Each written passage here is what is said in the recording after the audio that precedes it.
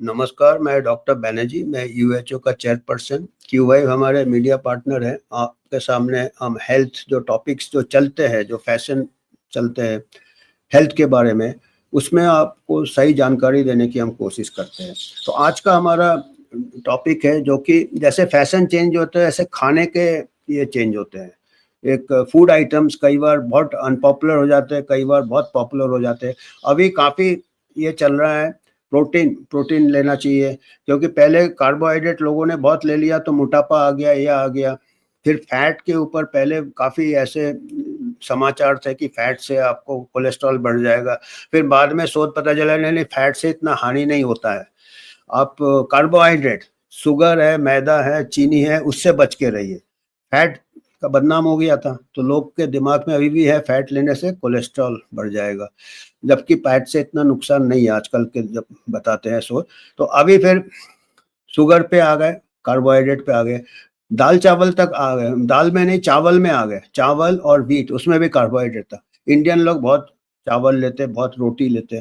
ठीक है, वो थोड़ा ज़्यादा लेते हैं, उसमें हम सोच सकते हैं कि थोड़ा बैलेंस करना चाहिए। फिर अभी आ गया कि दिमाग में लोगों का कि अभी सबसे बेस्ट है प्रोटीन लो, प्रोटीन लो। बच्चे ले रहे हैं, जिम में जो जा रहे हैं वो ले रहे हैं प्रोटीन। अभी एल्डरली को भी प्रोटीन दो, प्रोटीन दो, उनकी मांसपेशियां कमजोर हो रही। ठीक है, प्रोटीन हमको बहुत ज़रूरत है, ये हर एज में प्रोटीन रिक्वायरमेंट होता है। बचपन में ज़्यादा होता है प्रति किलोग्राम बॉडी वेट में, थोड़ा ज़्यादा, क्योंकि बच्चा ग्रो करता है। फिर यंग एज में भी ग्रो होता है, प्रेगनेंसी में प्रोटीन चाहिए, फिर एडल्टहुड में और ओल्ड एज में थोड़ा प्रोटीन रिक्वायरमेंट कम हो जाता है, क्योंकि वो ग्रोथ नहीं होता है। पर फिर भी डेली एक्टिविटीज़ के लिए जो प्रोटीन होते हैं, उसके जो अमाइनो एसिड्स होते हैं, एल्बुमिन, कई भी ऐसे, हीमोग्लोबिन, ये सब अमाइनो एसिड से बनते हैं। इसमें हमको ज़रूरत होता है प्रोटीन का बॉडी फंक्शंस के लिए। मसल के लिए प्रोटीन ज़रूरत होता है, पर ये प्रोटीन हमको कहाँ से लेना चाहिए? अभी इतना ज़्यादा मार्केटिंग हो गया कि लोग एक्स्ट्रा सप्लीमेंट्स ले रहे हैं, प्रोटीन पाउडर ले रहे हैं। और कई, ये देखिए, ऐसे प्रमोशंस होते हैं, प्रोटीन जिम में जाएंगे, प्रोटीन एडल्ट्स भी ले रहे हैं, ओल्ड एज वाले को भी जो अफोर्ड कर सकते हैं उनको प्रोटीन पाउडर ले रहे हैं। बच्चे को तो ऐसा हुआ था कि कई ऐसे मिल्क में मिला के हम देते थे, मैं ब्रांड नेम नहीं बोलूंगा। बाद में पता चला वो प्रोटीन तो था, उसके साथ साथ शुगर भी बहुत ज़्यादा देते थे। और प्रोटीन पाउडर में भी थोड़ा शुगर कई बार ज़्यादा करते हैं, क्योंकि उसमें अमाइनो एसिड्स रहते हैं, उसका टेस्ट थोड़ा कड़वा रहता है, उसको मास्क करने के लिए मिठास देना पड़ता है। तो आपके इसमें फिर जब पता चला कि बच्चों के जो पाउडर देते थे दूध में मिला के पीने, उसमें कई दो पता पकड़ा गया कि शुगर कंटेंट ज़्यादा था, तो एक्शन लिया गया, फिर शुगर कंटेंट कम किया। तो हमको मेन चीज़ है, हमको प्रोटीन कहाँ से लेना चाहिए? हमारा जो नेचुरल फूड होता है, हमारे नेचुरल फूड में काफ़ी, ये देखिए, नेचुरल फूड में काफ़ी प्रोटीन रहता है। जो लोग नॉन वेजिटेरियन हैं, उनके लिए बेस्ट प्रोटीन एग प्रोटीन है। एग प्रोटीन को कहते हैं हम नंबर 1 प्रोटीन, उसके बाद मीट, फिश वगैरह है। प्रोटीन में क्या होता है, उसका खासियत क्या है कि उसका जो प्रोटीन होता है वो 100% यूटिलाइज हो जाता है। 99% उसका नेट प्रोटीन यूटिलाइज, कोई वेस्ट नहीं जाता प्रोटीन। उसका एफिशिएंसी, प्रोटीन एफिशिएंसी भी 90% की 99% है, 98% है। मतलब जितने क्राइटेरिया है कि गुड प्रोटीन क्या होना चाहिए, कि जितना आप ले रहे हो बॉडी पूरा एब्जॉर्ब, प्रोटीन एब्जॉर्प्शन रेशियो भी बेस्ट एग में रहता है, प्रोटीन एफिशिएंसी भी बेस्ट रहता है, पूरा का पूरा आप लेते जो। और एक अंडे में खाली 6 ग्राम ही रहता है। आपका रिक्वायरमेंट कितना है प्रोटीन का? आपका जितना बॉडी वेट है, 1 केजी पर बॉडी वेट। अगर 60 केजी का हो तो 60 ग्राम। एल्डर्स में थोड़ा कम हो जाता है, 0.75 ले लो। बच्चों में थोड़ा ज़्यादा होता है, 1.5 ले लो पर केजी बॉडी वेट।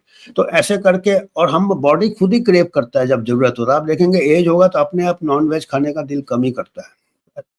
तो बॉडी इज़ द, ये बाकी अपने प्रेशर से और मार्केटिंग से नहीं है। तो आपको अगर प्रोटीन लेना है, अगर आप नॉन वेजिटेरियन हो, तो egg is the number 1 protein. और उसका येलो फेंकने की ज़रूरत नहीं है, क्योंकि आजकल वैसा कोई कोलेस्ट्रॉल नहीं बढ़ेगा। 50% कोलेस्ट्रॉल आपका बॉडी खुद ये बनाता है। और कोलेस्ट्रॉल के भी रिक्वायरमेंट्स आते हैं, पर्टिकुलरली एल्डर्स में। नर्व फंक्शन के लिए कोलेस्ट्रॉल चाहिए, हार्मोन फंक्शन के लिए चाहिए होता है। कोलेस्ट्रॉल जहर नहीं है, ये एक दिमाग में डाल दिया था। उसके अलावा प्रोटीन आपको, अगर आप वेजिटेरियन है, तो एग का जो इक्विवेलेंट है वो मिल्क है। मिल्क है, पनीर है, ये है वो नंबर 1 प्रोटीन। इनको कहते हैं क्लास 1 प्रोटीन। एक्चुअली मिल्क वगैरह, पनीर वगैरह भी एनिमल प्रोटीन हो गया, क्लास 1 प्रोटीन। और दूसरे प्रोटीन है, जैसे आपको दाल में प्रोटीन मिलता है, पल्सेस, दाल में प्रोटीन मिलता है,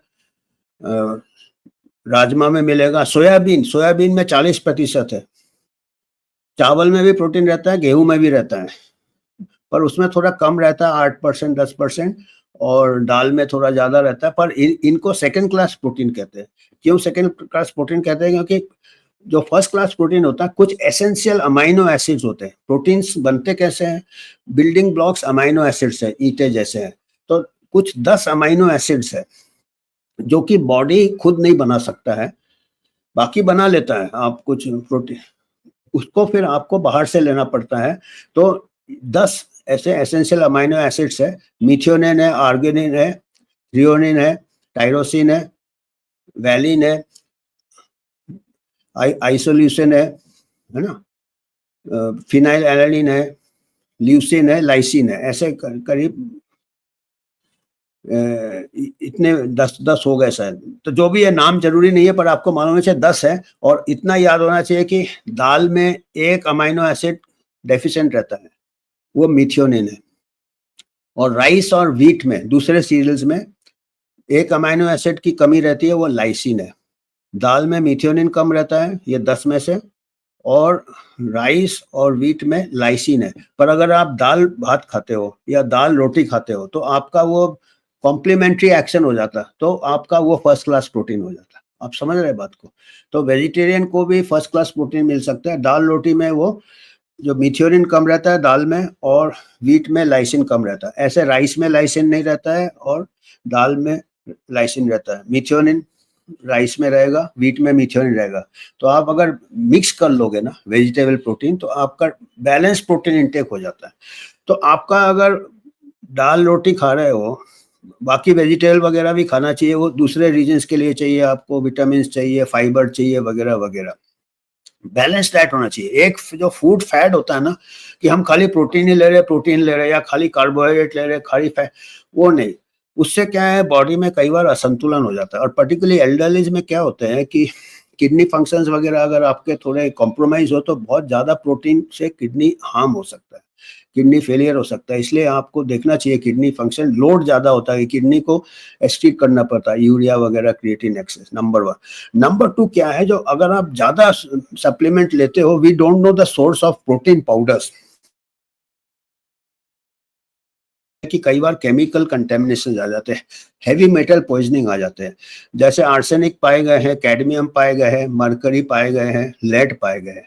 सभी हमारे लिए, बॉडी के लिए हानिकारक है। मेटल, किडनी डैमेज होता है, किडनी फेलियर होता है। प्रोटीन लोड के अलावा जो अगर, तो ये हाई प्रेशर मार्केटिंग से एक्सेस प्रोटीन पाउडर वगैरह, आपका अगर डाइट बैलेंस्ड हो, नॉर्मल प्रोटीन सोर्सेज बहुत है हमारे पास। ये मार्केट फोर्सेज आ रहे हैं, ऊपर से वो प्रोटीन पाउडर में वो कई और अल्ट्रा प्रोसेस करेंगे, कुछ और मिलाएंगे, कुछ उसमें शुगर मिलाएंगे, कुछ ये मिलाएंगे, फिर उसके जो प्रोसेसिंग में कई ऐसे हार्मफुल केमिकल्स आ जाते हैं। तो आज हमें यही मैसेज देना था कि ये फूड फैडिज्म में न पड़े। आपका जो नॉर्मल, आपको जो अवेलेबल है मार्केट में, जो मीट मिलता है, या एग्स बेस्ट है अगर जो एग खाते हैं। अदरवाइज जो वेजिटेरियन है उनके लिए मिल्क, पनीर बेस्ट है। और थर्ड सोर्स की जरूरत ही नहीं पड़नी चाहिए हमको, इतना रिक्वायरमेंट ही नहीं है हमको प्रोटीन का। पर्टिकुलरली एजेड के लिए कहते हैं, थोड़ा एक्सरसाइज भी करो तो मांस बन जाता है, और प्रोटीन हमको मिल जाना चाहिए जो नॉर्मल फूड है। कई ऐसे वेजिटेबल्स में रहते हैं, जैसे आपके पीस में रहते हैं, जो ये रहते हैं, मटर में रहते हैं, मटर में कम रहते हैं पर रहते हैं। पर बाई एंड लार्ज ये आपका मिल्क एंड, तो आज हमको यही मैसेज देना था, क्योंकि इसके ऊपर काफी मार्केटिंग चलता है आजकल, प्रोटीन पाउडर वगैरह का, तो जरूरत नहीं है। आज हमको इतना मैसेज देना था। धन्यवाद। आपको अगर कुछ योगदान देना है तो आप दे सकते हो। हम एक वॉलंटियर जो कि किसी से स्पॉन्सरशिप नहीं लेते, ना कोई प्रोटीन पाउडर वाले से लेते हैं, ना फार्मा से लेते हैं, ना कोई पॉलिटिकल है। तो हम आप ही के मदद से हम आगे बढ़ना चाहते हैं, ऐसे सोच करके आपके सामने इन्फॉर्मेशन आ जाए। धन्यवाद आज के।